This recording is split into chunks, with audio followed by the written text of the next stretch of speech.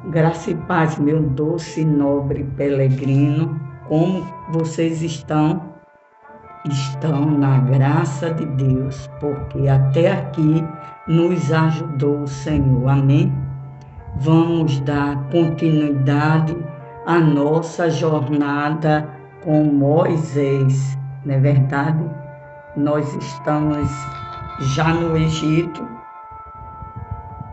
e a caminho da libertação do povo. Antes de começarmos, gostaria de agradecer aos novos inscritos e aos que já estão desde o início. Muito obrigado mesmo. E o pedido que eu quero fazer a vocês é que vocês compartilhem, porque tem pessoas que estão precisando ouvir essa palavra. Porque para amar a Bíblia, para ler a Bíblia, para ser mais do que vencedor, nós não iremos suportar o que está por vir se a gente não tiver reservas espiritual, amém? Vamos dar continuidade, né? Então, os anciãos foram falar, que a gente viu com Faraó, mas não tiveram êxodo, não tiveram aprovação, voltaram, como é que se diz, sem nenhuma aprovação do faraó. Na saída encontraram Moisés e Arão, que Moisés e Arão ficou ali naquele palácio do rei do Egito. E Moisés ficou muito triste, angustiado, e foi falar com Deus. E a gente ficou no capítulo 6, que Deus prometia a Moisés livrar o povo dele, amém? Certo? Então vamos continuar no 2. Hoje nós iremos, se Deus quiser, entrar nas 10 pragas.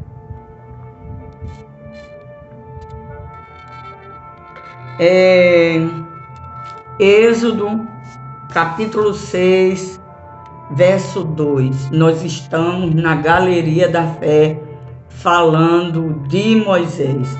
Esse é a parte 8, o oitavo vídeo sobre Moisés, certo? E nós vamos pegar os nossos lápis de cor, nossas anotações, e vamos anotar para posteriormente vocês estarem meditando nos cultos domésticos. Uma palavra que for chamado para dar, pode usar essas palavras, né? Porque a palavra não é minha, nada tenho, apenas sou um vaso para que o Senhor me use da forma, da maneira que Ele quiser e quando quiser. Deus promete livrar os israelitas. Capítulo 6, verso 2 de Êxodo. Falou mais Deus a Moisés e disse: eu sou o Senhor, e eu apareci a Abraão, a Isaque e a Jacó. Ele relembra das alianças como um Deus todo-poderoso. Então não se preocupe, eu tenho todo o poder, não é Faraó. Mas pelo meu nome o Senhor não lhe foi perfeitamente conhecido, né? Não foram conhecidos essa nova geração.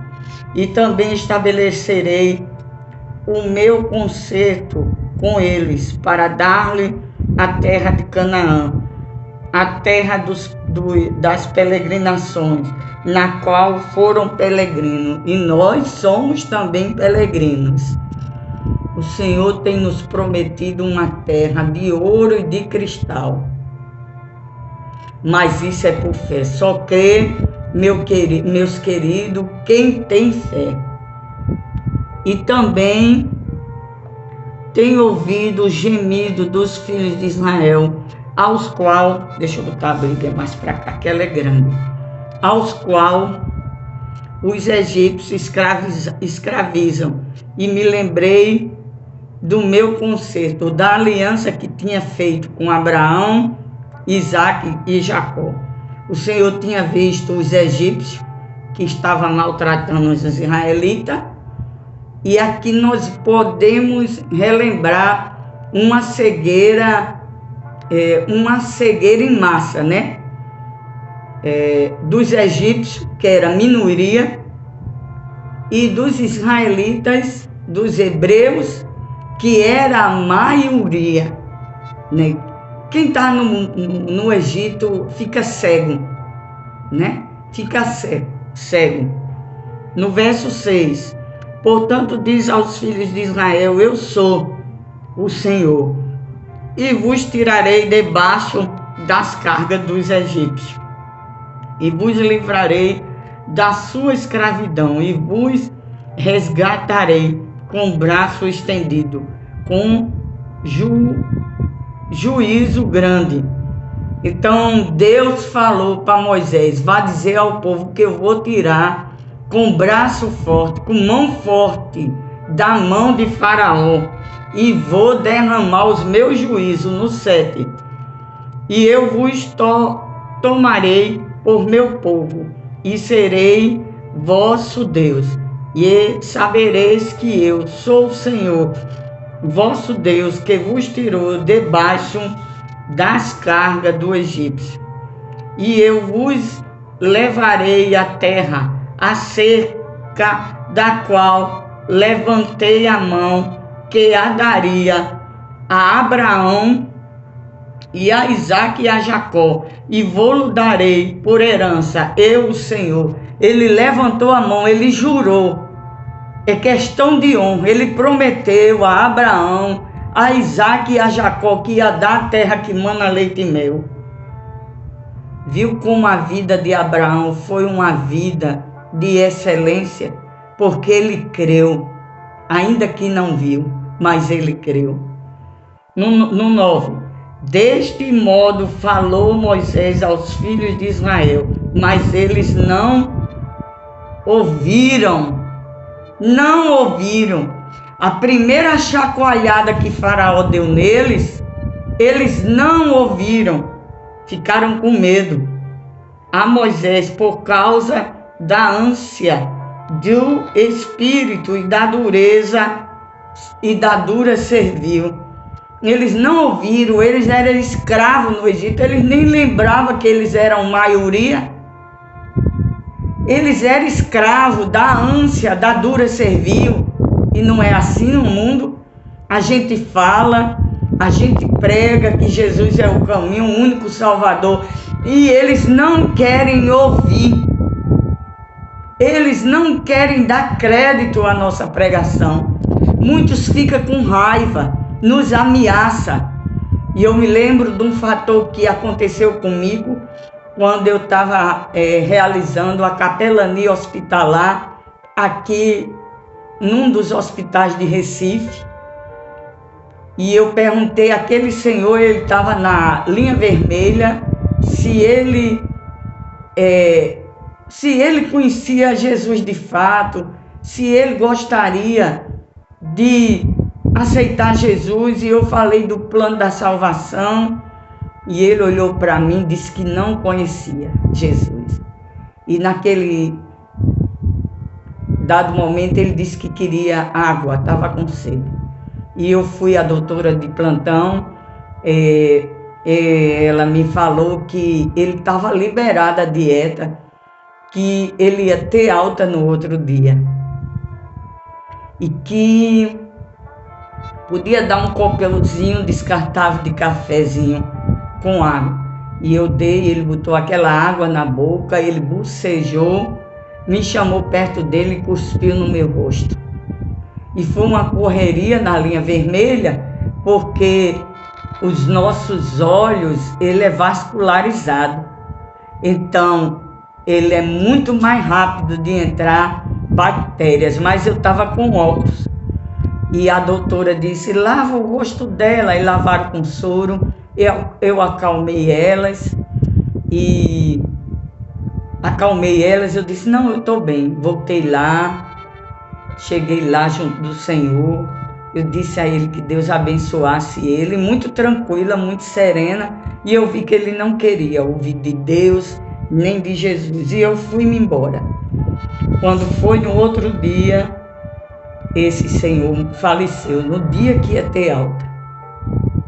Ele faleceu.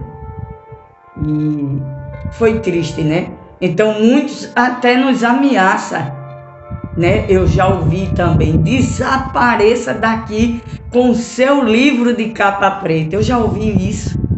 Eu já fui agredida pelo braço. Que eu também tenho eu faço um trabalho de capelania funeral num cemitério que tem aqui em Recife, o maior cemitério que tem em Santa Amaro. Agora eu não estou podendo fazer por conta dessa pandemia. E eu me lembro que eu, sem perceber, entrei num velório que era de satanista, né?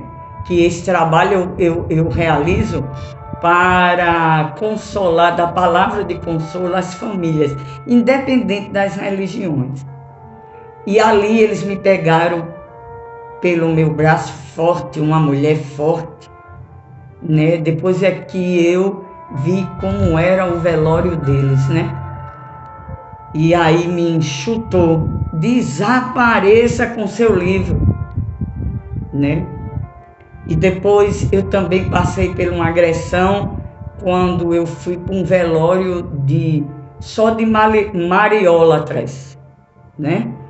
E quando eu cheguei lá, ela também pegou no meu braço, desapareça, vá procurar quem precisa dessa palavra. O meu antequerido já está nos braços de Maria. É triste, né? Quando a gente vê lá na primeira milagre de Jesus, Maria dizendo aos copeiros, faça tudo o que ele mandar, né? Só Jesus é o caminho. E eles não creram. Vamos voltar para o Egito? E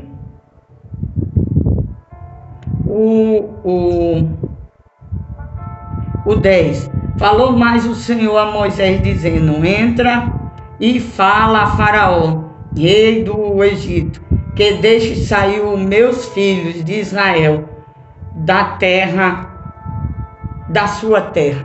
Então Deus viu que os filhos dele, veja como Deus nos trata, os meus filhos, que ele tinha feito uma promessa para Jacó também, né? E ele mandou Moisés voltar para o palácio. Diga lá ao homem, a Faraó, que é melhor deixar meus filhos ir, né? Vamos ver agora no 11.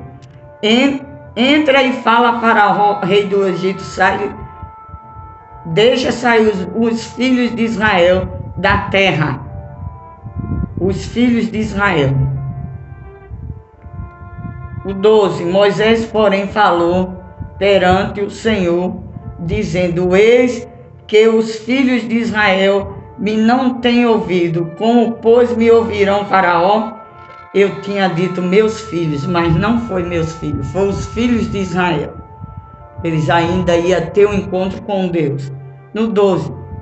Moisés, porém, falou perante o Senhor, dizendo, eis que os filhos de Israel me não têm ouvido, como pois me ouvirão Faraó?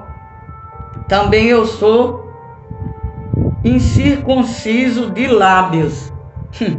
Ele falou novamente do problema que ele tinha na boca. Incircunciso de lábios, tinha aquela dificuldade. 13. Todavia o Senhor falou a Moisés e a Arão, e deu-lhe mandamento para os filhos de Israel, para Faraó, rei do Egito, para que tirasse os filhos de Israel da terra do Egito. O Senhor deu um mandado, né? Chamou Moisés e Arão. E aqui do 14, ao 24, tem a genealogia de Ruben, Simeão e Levi. Certo? Que depois você pode ler. A genealogia não é importante, é sim, é de suma importância. Como era que eu ia saber o nome do meu avô, do meu bisavô, se eu não soubesse da história, né? Então tem todo sentido.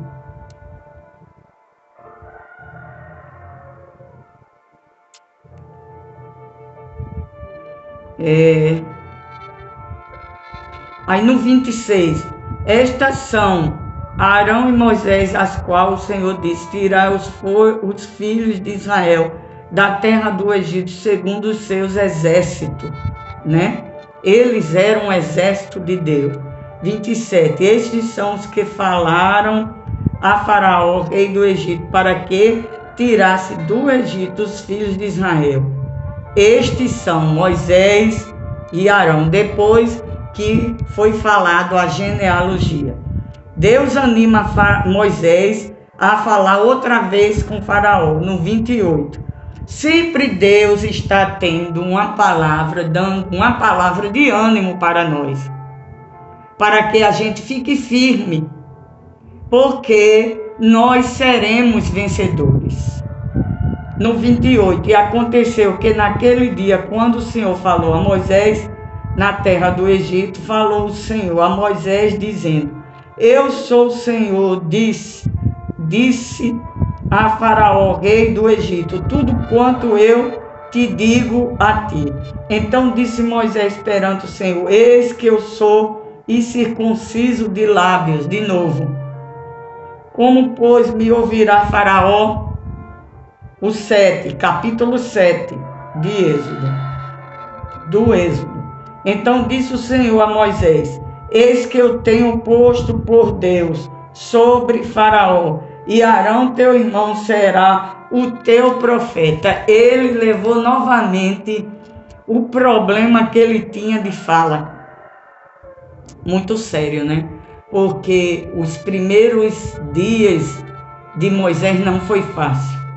E ele ficou com um problema mesmo de fala. Não sei o que foi, mas 2 vezes que ele fala. E o que eu acho lindo aqui é que Deus, Ele é misericordioso. Conte seu problema a Deus.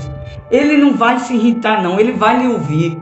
Porque o que acontece, muitas vezes você liga para uma amiga, um amigo, passa um zap, conta seu problema para todo mundo e ninguém pode resolver. Só quem resolve é Deus.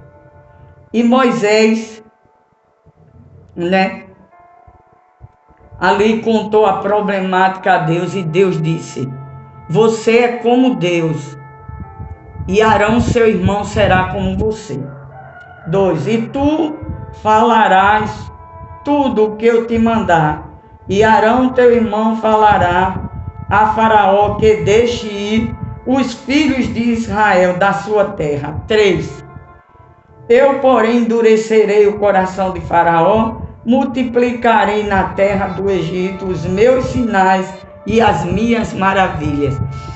Deus só endureceu o coração de Faraó porque Deus sabia o que tinha no coração do homem, que ele era um ditador cruel. E Deus endureceu mais ainda, porque Deus queria mostrar os seus prodígios, as suas maravilhas a Faraó.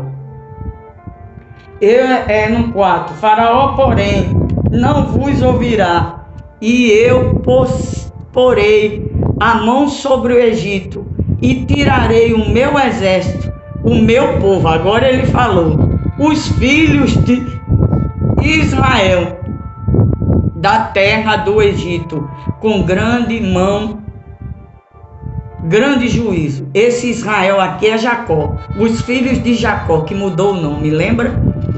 E interessante que Deus poderia dizer assim: de Moisés, diga ao povo que me sacrifique, me sirva aí mesmo no Egito. Não, o Senhor quer que a gente saia do Egito.